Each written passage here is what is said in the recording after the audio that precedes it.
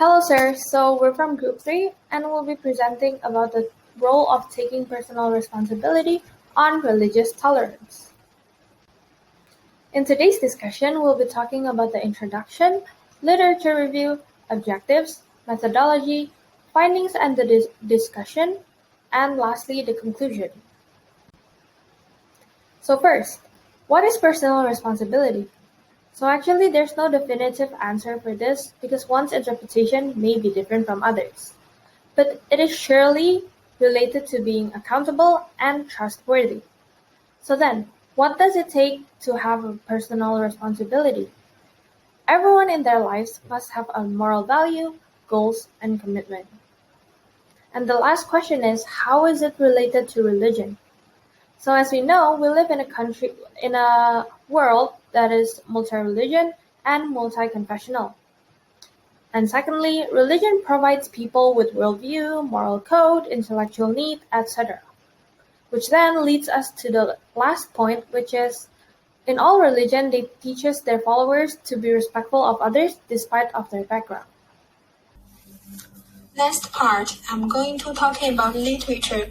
The latest drama is one of the most influential and venerated Buddha's Mahanastras.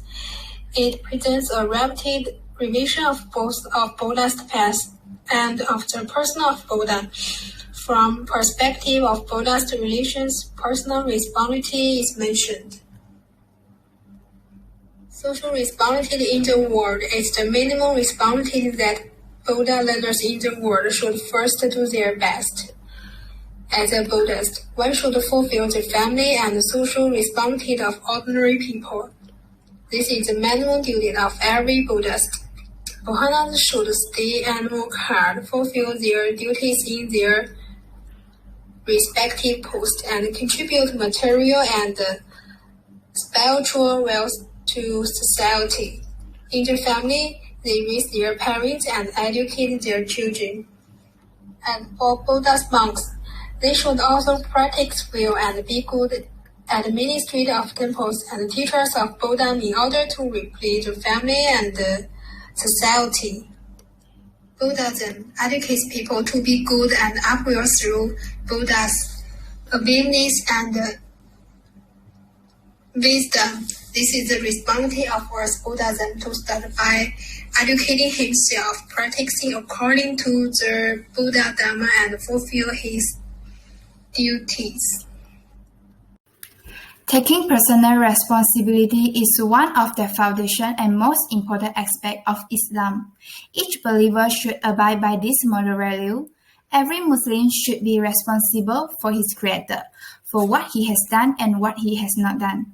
Muslim has responsibility and obligation to fulfill. This aspect include the Creator, oneself, other, and other living things. First of all, our responsibility to Allah, the Creator. In Islam, Allah is the only Creator with the highest power and create His representative on the earth, control and rule the whole world. It can be seen that the value of Allah in Islam is very high. Besides, Muslims also should obey Allah and the Messenger of God, the Prophet of Allah, Muhammad. Secondly, the responsibility for creation can be classified into three, such as responsibility for ourselves, responsibility to others, and responsibility for other life and creation. We should take responsibility for ourselves. We cannot choose our born because life in the world is determined by Allah, and man is Allah's property, so we should accept and respect Him. We cannot do anything harm to our own life and commit suicide. Besides, we should understand on our responsibility and obligation in this life and fulfill them. Now I'm going to talk about the objective of our research project. The first objective is to study how religion teach personal responsibility because every religion implies it differently. Second is to study how taking personal responsibility plays a role in religious life. Religious conflict is a common thing that always happens throughout this century. Due to that reason, we want to know whether having and talking personal responsibility plays a part in this matter, which leads to the third objective, to have a better understanding of how important it is for a person to have personal responsibility. We don't want people to just understand how important it is, but also to take action after having a better understanding of it. Therefore, the fourth objective is as important: to encourage people to have better relationship with other religions after knowing their personal responsibilities. Jia will continue talk about the methodology part. In terms of methodology, we use quantitative research in order to involve a greater amount of subjects with better accuracy. The research all consists of multiple choice questions. First being is demographic and second is the respondent perception on taking personal responsibility. The aim was to conduct the survey with personal responsibility to religion. The first part, demographic, consider different gender, age group, nationality, and religion. The question that we prepared for the second part was the popular topic discussed for religion. However, responses were given chance to fill in the survey anonymously, so in the end we got 56 response. After the gathered data was prepared, we were going to analyze the data and find out the result and study in the part. Now I would like to talk about our research in the funding section. After making some questions related to talking personal responsibility, we release it to the public and wait for a few days, which finally comes to an end where we can start analyzing the results. The first part is demographic. According to the figure 1, first of all, after getting all the participation, we got 56 incredible participants.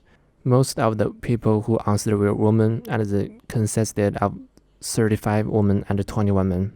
According to the figure 2, the data shows that from the 56 respondents' ages, it can be seen that the majority of respondents are around 18 to 21 years old people, and 73.2% of the respondents are from Indonesia, and the other 26.8% are from Malaysia. The second highest number is from Malaysian nationalities that amount to 50 people, while the rest are all from Indonesia. According to the figure 3, most of the respondents are from Indonesia and Malaysia. 73.2% of the respondents are from Indonesia and 26.8% are from Malaysia, which is about 15 Malaysian people. Out of 56 people, there were no respondents from China. According to a figure 4, based on the available data, you can see that 50% of the respondents are Christians, where 16 people are Buddhist, 7 respondents are Muslim, 4 people are Catholic, and only 1 person is an atheist.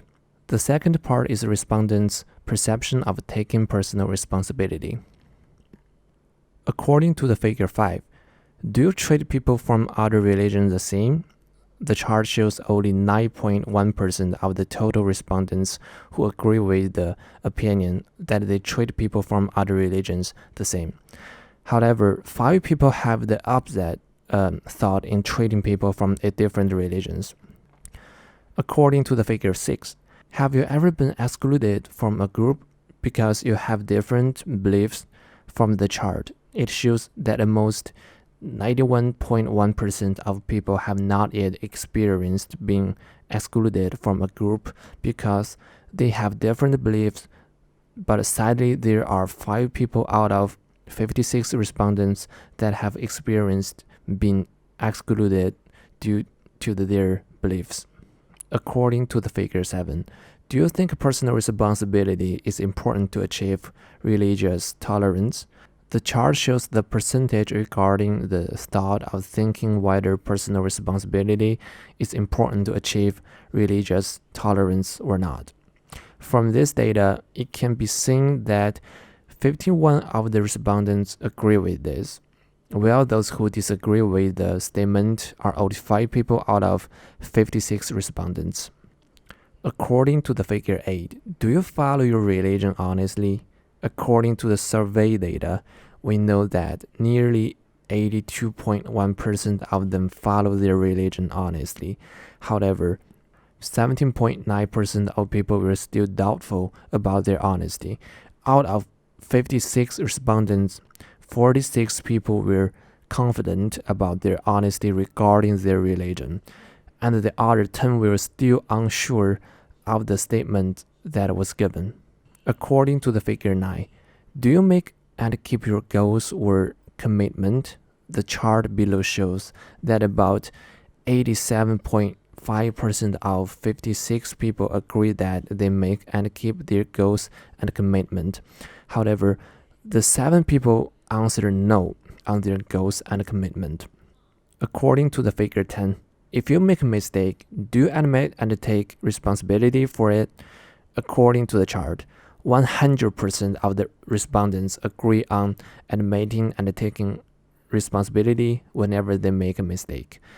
56 people considering taking responsibility as something serious really represent the quality of personal responsibility. According to the figure 11, is religion an excuse to avoid personal responsibility? 52 respondents disagree with this statement about using religion as an excuse to avoid personal responsibility, and the other 4 agree on it. In figure 12, is your daily exercise an excuse to avoid responsibilities to your religion? A similar result was received from the second chart, which is about using daily exercise as an excuse to avoid religious responsibility. A pretty huge number, 48 people disagree with this statement, and the other 8 agreed. According to the figure 13, in your opinion, does religion relieve or take away people's personal responsibility? The next chart shows 76.8% of the respondents disagree with this statement, where religion takes away people's responsibility. 43 people disagree, however, the other 13 agreed and thought that religion does take people's responsibility away. According to the figure 14, is knowing or learning about others' beliefs considered as personal responsibility? According to the chart, 34 people out of 56 respondents agree that learning about others' beliefs is considered a personal responsibility, and 22 people think the opposite way, which disagrees with this statement. And now is the discussion of findings. So after we gathered our data, it shows that 54 out of the 55 respondents are believers, which then there are differentiated into Indonesian respondents and Malaysian respondents. First is the Indonesian respondents. We can see that majority of them are Christians, followed by Muslims, Catholics, and Buddhists. While in Malaysian respondents, we have a very different results, which in Malaysian respondents, Buddhism believers are 93.3% and only 1% is Christian. And in conclusion, it's indicated that most of the Buddhists came from Malaysia and Christians came from Indonesia.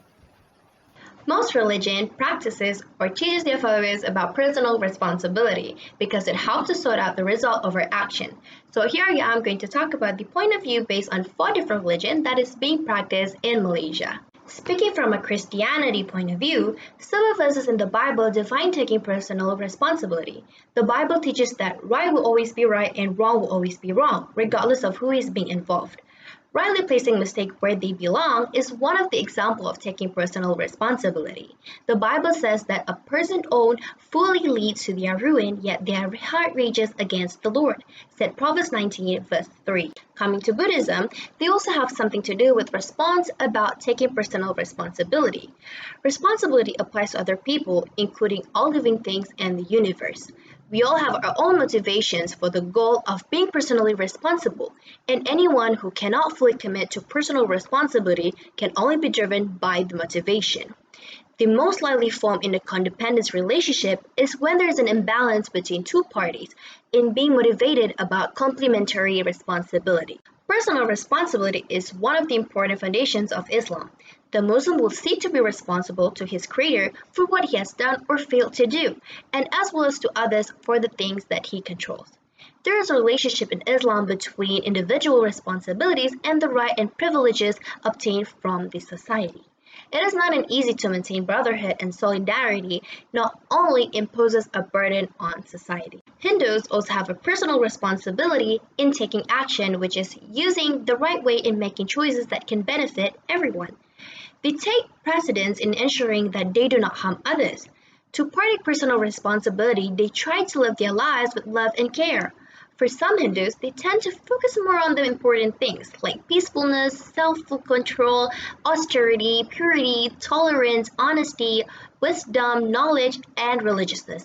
These are the qualities by which the Brahmanas work. They also explain how the teachings of Hindu Dharma and Karma carry out their responsibilities in religion institutions. So, taking personal responsibility can help us in increasing our sense of self-worth and relationship between family, friends, and other people around us. Learning to love and respect people who are different from us can help in reducing stress, chaos in our lives, without us realizing it, because we can learn to be responsible and respect people who have different opinions from us. To be responsible, it means to be ready to be counted on, to keep promises, and to keep commitments. In short, religion promotes the humanization of society and personality. Religion has the function of purifying people's hearts and enhancing people's sense of morality and responsibility. Therefore, personal responsibility is the backbone of religion in fulfilling its social function. The core of the dissemination is the strong social and personal awareness and sense of responsibility of these religions. Social and personal responsibilities are regarded as the main ways of personal self-cultivation and salvation. Everyone needs to respect each other's choice of religion beliefs. This is also a personal responsibility. That is, be yourself and be responsible for your action. We can learn about and accept other religions. Taking responsibility can make people grow, and we should learn rather than avoid personal responsibility. Religion makes our heart more tolerant, which makes us better. Personal responsibility is very important in our life, so we need to practice it all the time. That's all for our presentation. Thank you.